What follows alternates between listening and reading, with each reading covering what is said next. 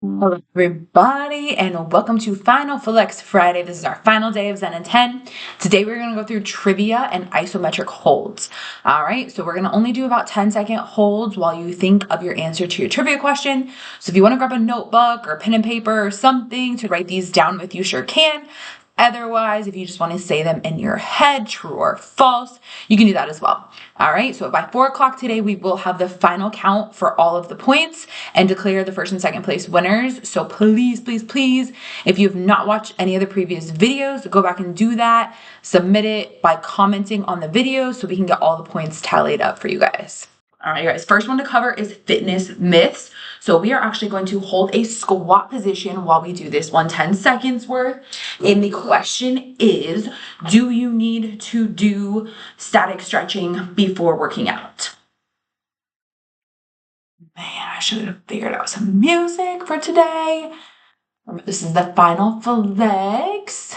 3, 2, 1. Come on up from that hold. The answer is that dynamic warm-ups are better pre-workout. So doing things like high knees, butt kicks, high knee skips, A skips, anything like that is going to be great for pre-workout. And then post-workout static stretching is best for your muscles. All right, so you can hold that position longer, stretch out those muscles that you just worked. And then statement 2 is, does muscle turn into fat if you stop working out? So does your muscle convert to fat if you stop working out? And you guys are actually going to hold your arms out and do little flutters. These ones aren't exactly isometric, but the best we got without using some machines. A couple more seconds with that hold. 5, 4, 3, 2, 1. That one is false. Muscle does not indeed turn into fat. You actually lose muscle mass and then you gain fat. So there are two different tissues. So your adipose tissue, right, converts into what we consider fat cell. And then you have your muscle cell, which obviously converts into a muscle. And those two are two separate things. So that one is false, and the first one was also technically false. All right, so both of those were false. If you guys are keeping track, again, both of those should have been fiction. So that is 2 points if you had those both as false. All right, and we're gonna go to the next one. Moving on to nutrition. Our first one is eating carbs after 6 p.m. specifically causes weight gain. And we are gonna do a tricep hold back. So you're gonna flex and hold that muscle for 10 seconds, just squeezing. Palms are gonna be kind of straight unless you feel tenseness in your fingers. Then you can make a fist. 3, 2, 1. That one is also false. It's calories out versus calories in. Way different than affecting the timing. We also kind of went over this one. I don't think I had the exact time on the PowerPoint yesterday. So if you already watched that one, you had a little cheat sheet for that one. Second one is going to be frozen fruits and vegetables are less nutritious than fresh fruits and vegetables. True or false? And then for this one, we are going to get back down into a lunge. We're going to do 10 seconds on the right, 10 seconds on the left. It gives you a little more time to think about it. So holding that lunge, again, are fresh fruits and veggies better than frozen, or is there no difference? And the exact statement is frozen fruits and veggies are less nutritious than fresh. And switch legs. And I'll give you the answer in a second.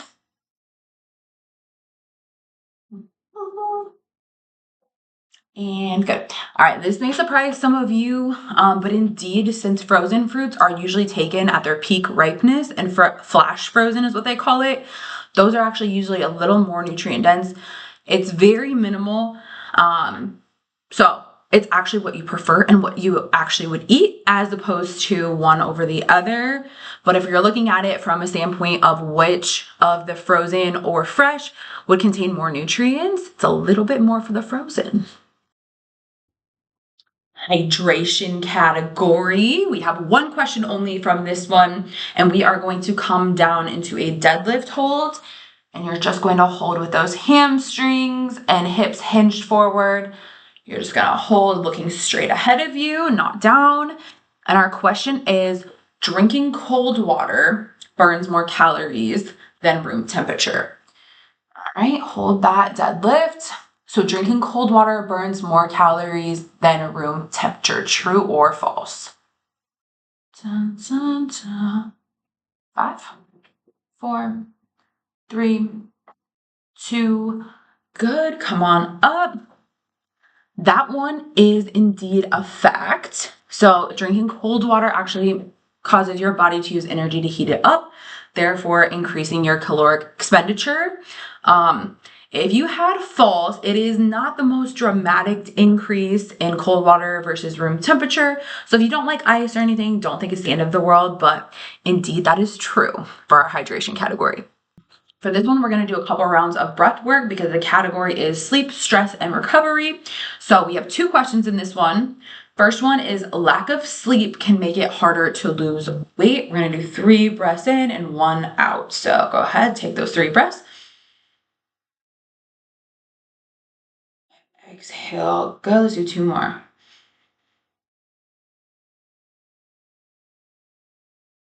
Last one.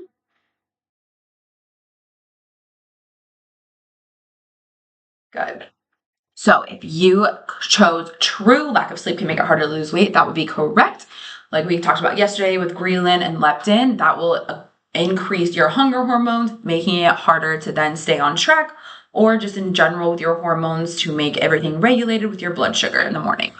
All right, and then the other one is REM sleep, deep sleep, core sleep, or light sleep better? All right, so this one is a multiple choice. You're gonna choose one, and we are gonna do quick box breaths now. So we're just gonna do, all right, deep breathing pattern and go.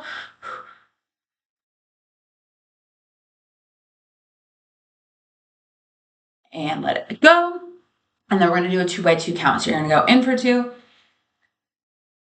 out for 2.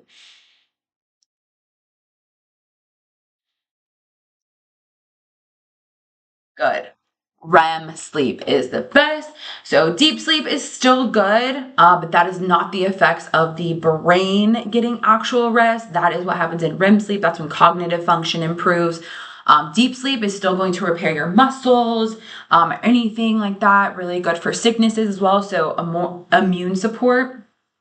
Light sleep is obviously the first stages, and then your core sleep is that like space in the middle where you potentially could be woken up, but haven't reached either the deep or REM yet. So if you use a tracker like a watch or anything, like an Aura ring to track your sleep, that's kind of the different stages of those categories. They explain it to you if you like get into the app. But if you've never like looked into your sleep before and wonder why you always wake up tired, or anything like that, it could be because you're not getting enough of either that deep or REM sleep. So take a look at that if caffeine's just not cutting it anymore, or if you have never drank caffeine but find yourself feeling extremely tired. Again, reducing the blue lights before bed, putting your phones away, not watching TV, and actually burning calories while you sleep and resetting is extremely important. All right, you guys, we are almost at the end. We have mental wellness and motivation as our next category.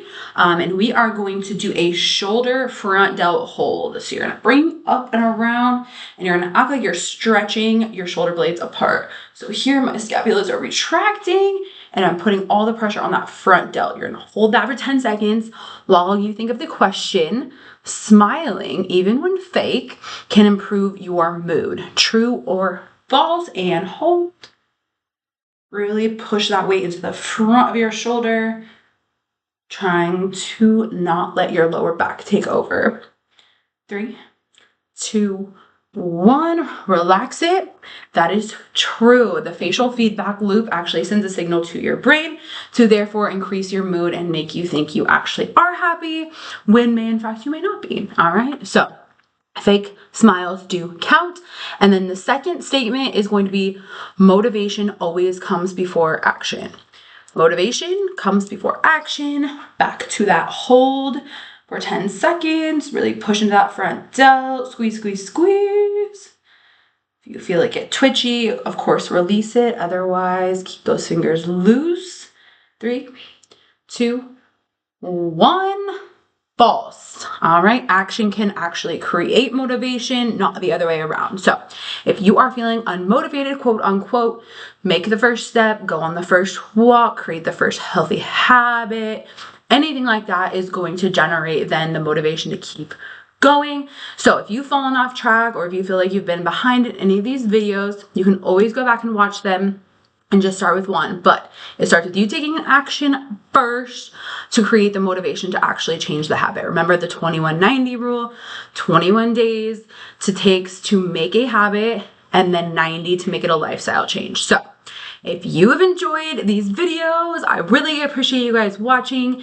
We will be making some more of them, not Zen and 10 style, but just different techniques and how to do different lifts, and then potentially some more stretch breaks that we'll post on this channel. So don't forget to keep checking in. And then our next challenge is a rowing challenge.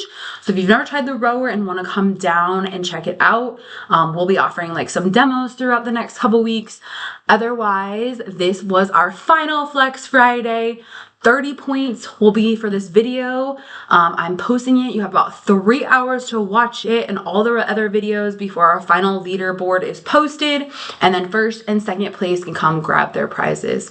Thank you guys so much, and I hope you guys enjoyed the series.